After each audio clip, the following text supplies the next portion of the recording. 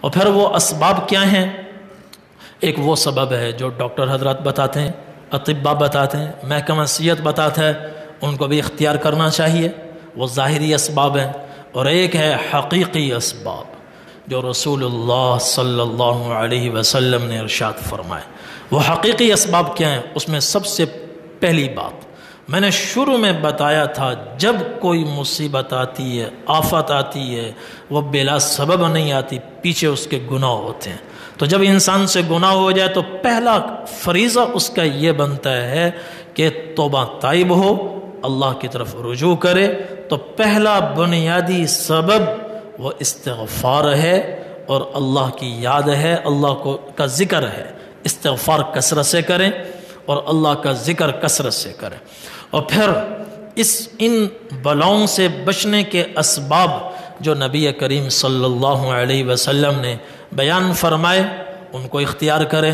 حضرت ابان بن عثمان، اور وہ حضرت عثمان بن عفان رضی اللہ عنہ سے روایت کرتے ہیں کہ نبی کریم صلی اللہ علیہ وسلم نے ارشاد فرمایا، جو آدمی صبح 3 مرتبہ یہ کہے بسم اللہ الذی لا یضر مع اسمہ شیء فی الارض ولا فی السماء وہو السمیع العلیم، شام تک کوئی آفت، کوئی مصیبت، کوئی الا، کوئی بلا اس پر مسلط نہیں ہوگی، دنیا کی کوئی چیز اس کو نقصان نہیں پہنچا سکتی۔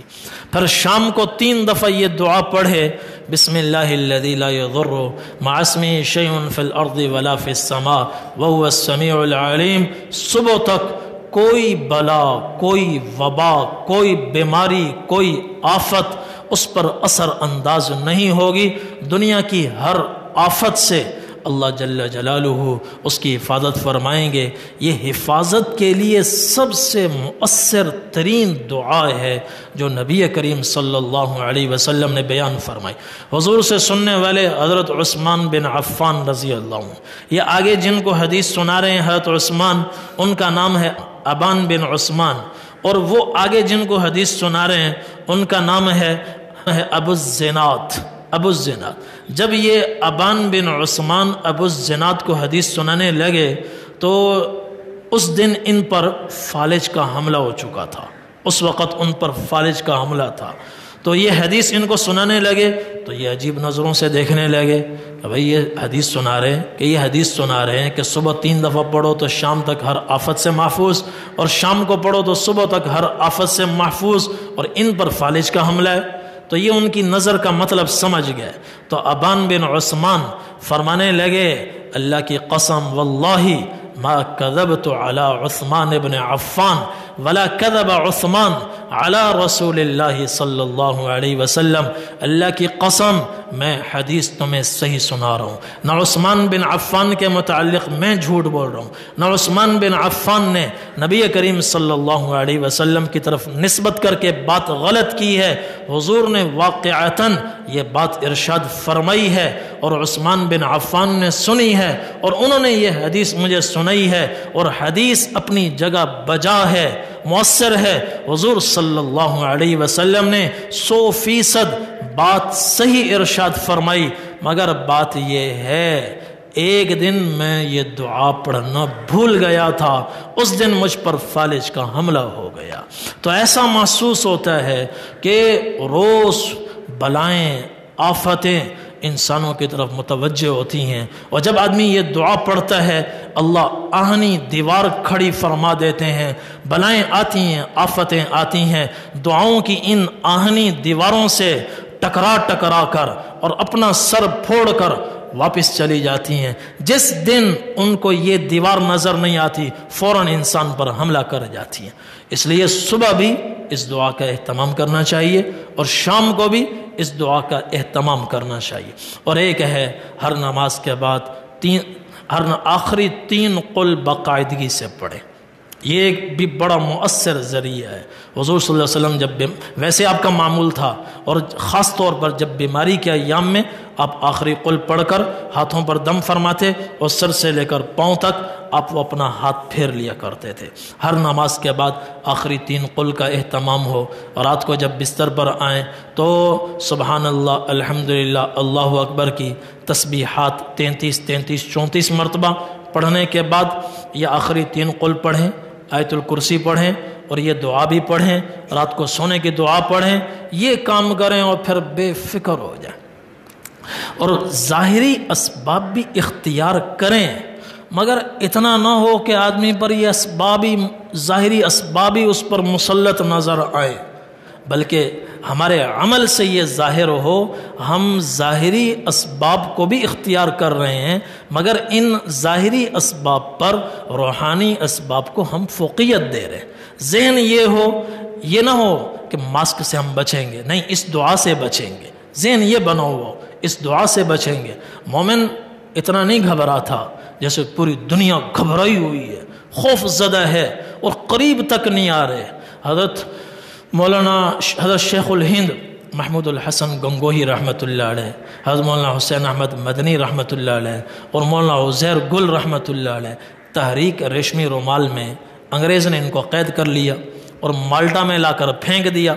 تو وہاں کچھ اور مسلمان تھے، وہاں مالٹا میں وہ سخت ٹھنڈا علاقہ تھا، وبا پھیل پڑی، اور ایک مسلمان جو اس جیل میں تھا، ان کے ساتھی تھا، متاثر ہو گیا، اور پھر بالآخر اس کو لے گئے ہسپتال میں، اور وہیں ہسپتال میں کچھ دنوں کے بعد اس نے دم توڑ دیا۔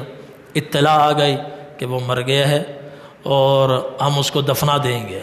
تو انہوں نے احتجاج کیا، فرمایا نہیں، یہاں تو یہ سارے کافر ہیں، بغیر جنازے کے ہم کیسے دفنائیں گے؟ وہ مسلمان ہے، اس کا ہم جنازہ پڑھائیں گے اور اس کو غسل دیں گے۔ اور انہوں نے کہا غسل تو دور، تم اس کے قریب بھی نہیں آ سکتے، ورنہ یہ وبا تمہیں لگ جائے گی۔ انہوں نے پھر درخواست دی، کہا نہیں، وہ ہمارے حوالے کیا جائے، ہم غسل۔ انہوں نے کہا چلو جنازہ پڑھنے کی اجازت دیتے ہیں، لیکن غسل دینے کی اجازت نہیں ہے۔ تو حضرت مولانا محمود الحسن گنگوہی رحمۃ اللہ علیہ نے ان کو اس پر قائل کر لیا کہ چلو غسل کی اجازت نہیں دے رہے تو کم از کم ہمیں قریب جانے اور چہرہ دیکھنے کی اجازت دے دو۔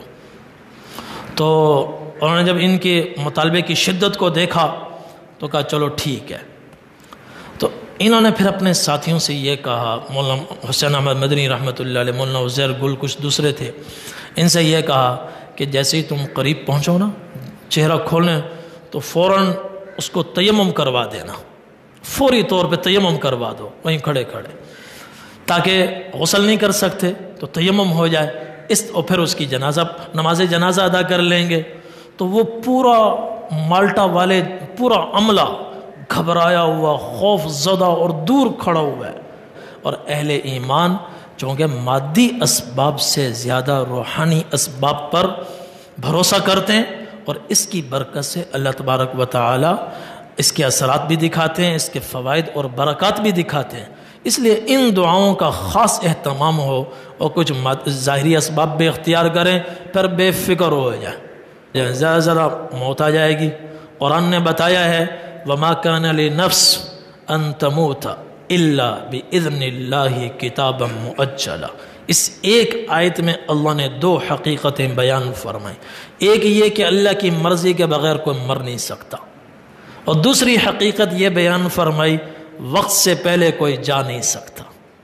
تو وقت ہے تو ساری زندگی کے لیے تو ہم دنیا میں نہیں آئے، جانا تو ہے، اور ہر مسلمان کو اپنے آپ کو تیار رکھنا چاہیے، صبح و شام استغفار کا اہتمام کرنا چاہیے۔ صرف الفاظ کی حد تک نہ ہو، استغفر اللہ استغفر اللہ، الفاظ کے ساتھ ساتھ دل بھی بولے کہ میں گناہ گار ہوں، یا اللہ معافی کا طلبگار ہوں، میرے سارے گناہوں کو معاف فرما۔ دل میں بھی یہ عقیدہ